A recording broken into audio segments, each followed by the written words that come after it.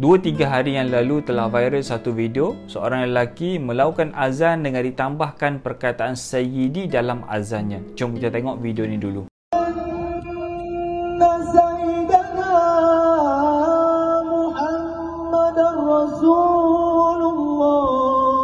Okey, isu tambah perkataan Sayyidi dalam azan ataupun dalam tahiyat akhir telah pun dibahas oleh para ulama. Lama dah kebanyakan ulama mengatakan dibolehkan seandainya kita tambah perkataan Sayyidi dalam azan ataupun dalam tahiyat akhir sebagai salah satu tanda kita hormat kepada Nabi SAW, maka tidak ada masalah, dibolehkan. Antara ulama yang dekat dengan kita iaitu bekas Mufti Mesir Syekh Ali Jumaah mengatakan dibolehkan, tidak ada masalah, kerana isu yang macam ni tidak perlu diperbesarkan, tidak perlu diperbincangkan dengan lebih detail, kerana ini isu yang remeh-temeh. Kerana azan ini kita tahu, azan ini bermaksud seruan, kita memanggil orang ke tempat kita. Kerana kita tahu fardu solat ini telah pun difardukan kepada umat Islam di bumi Mekah. Ketika itu, umat Islam tidak boleh untuk menzahirkan keislaman mereka, tak boleh nak solat secara terang-terangan, nak laungkan azan bahkan lagi tak boleh. Dan ketika itulah bila mana di tahun pertama hijrah Nabi SAW di bumi Madinah, ketika itu umat Islam mereka berbincang macam mana untuk kita meletakkan satu titik point ataupun macam mana kita nak bagi tahu orang lain yang telah pun masuk waktu solat, untuk kita kejutkan orang dan sebagainya. Ramai di antara para sahabat memberi pandangan masing-masing. Antaranya memberi pandangan itu kita mengetuk loceng seperti mana agama Nasrani, trompet seperti mana Yahudi dan sebagainya. Banyak carangan diberikan. Dan ketika itu Saidina Umar datang, kalaulah kita memilih seorang dalam kalangan kita untuk memanggil kita semua sebagai salah satu tanda azan ataupun sebagai salah satu tanda solat telah masuk. Contoh ada wakil, dia lah akan panggil semua orang. Solat dah masuk, solat dah masuk. Dan ketika itulah Nabi mengarahkan seorang sahabat Nabi SAW bernama Bilal untuk naik di tempat tinggi dan memanggil. Macam mana Bilal panggil? As-salah, as-salah, as-salah. Maka ditukarkan kepada Nabi dengan as-salatu jami'ah. Maka setiap kali masuk waktu solat, itulah Bilal akan buat as-salah, as-salah, as-salah, as-salah ataupun as-salatu jami'ah. Dan ketika itu umat Islam telah pun tahu, telah pun masuk waktu solat. Maka dalam satu malam ketika mana seorang sahabat Nabi bernama Abdullah ibn Zaid tidur, beliau bermimpi. Dan mana datang seorang lelaki yang tidak dikenali oleh Abdullah ibn Zaid.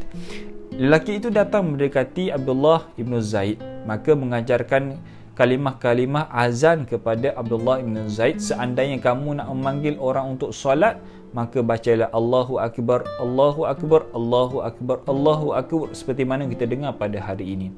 Maka bila mana la ilaha illallah, maka lelaki itu ajar pula kepada Sayyidina Abdullah ibn Zaid, seandainya kamu nak iqamahkan solat, maka bacalah macam ni, Allahu Akbar, Allahu Akbar, asyhadu an la ilaha illallah, maka sampailah habis. Dan kemudian Abdullah ibn Zaid pun bangkit daripada tidur, tersedar daripada tidur, berlarinya ke rumah Nabi SAW. Lalu diceritakan kepada Nabi apa yang dimimpikan oleh Abdullah ibn Zaid. Maka kata Nabi, itu boleh diguna pakai dalam agama kita. Maka bermula detik itulah Nabi mengarahkan Abdullah ibn Zaid pergi bertemu dengan Sayyidina Bilal ibn Rabah untuk mengajarkan Bilal ibn Rabah azan berkenaan dan minta Bilal untuk laksanakan. Maka bila mana Bilal dengar, Bilal praktik, lalu Bilal pun azankan. Maksud waktu Bilal azan. Lalu ketika mana kali pertama Bilal melakukan azan di bumi Madinah, ketika itu semua para sahabat terkejut. Antaranya adalah Sayyidina Umar bin Khattab. Bila mana Sayyidina Umar tengah berehat di rumahnya, dengar laungan azan oleh Bilal, terus Sayyidina Umar bin Khattab berlari ke rumah Nabi SAW. Antara riwayat mengatakan saking lajunya, saking nak cepatnya Sayyidina Umar bin Khattab nak bertemu dengan Nabi, dia angkat kainnya supaya lagi laju berjalan, lagi laju berlari nak bertemu dengan Nabi SAW. Kenapa? Kerana bila mana Sayyidina Umar bin Khattab bertemu dengan Nabi, kata Sayyidina Umar, "Ya Rasulullah, sesungguhnya perkataan yang dilakukan oleh Bilal itulah yang aku mimpi sebelum ini." Sebab itulah ada ulama mengatakan Umar bin Khattab telah pun bermimpi lama dah, tapi disebabkan dia malu nak bagi tahu Nabi SAW. Jadi dalam kesimpulan ini, dua orang sahabat bermimpi perkara yang sama. Dua orang sahabat bermimpi perkataan yang sama diajarkan oleh lelaki tersebut. Itu di antara kisah bagaimana detik permulaan azan ini boleh berlaku dalam agama kita, itu agama Islam. Dekat bumi Mekah tidak boleh untuk melakukan azan kerana semua orang Islam tahu kita kena menganuti agama Islam secara rahsia, tak boleh nak terang-terangan. Bukan orang Islam takut, tapi ancaman nyawa sebagai ganjaran buat mereka. Sebab itulah bila mana mereka tahun pertama hijrah ke bumi Madinah, telah pun mereka berbincang macam mana nak panggil orang untuk datang ke masjid, macam mana nak panggil orang untuk datang untuk solat berjemaah dan sebagainya. Itu di antara kisah macam mana detik permulaan azan itu dilakukan oleh Nabi SAW.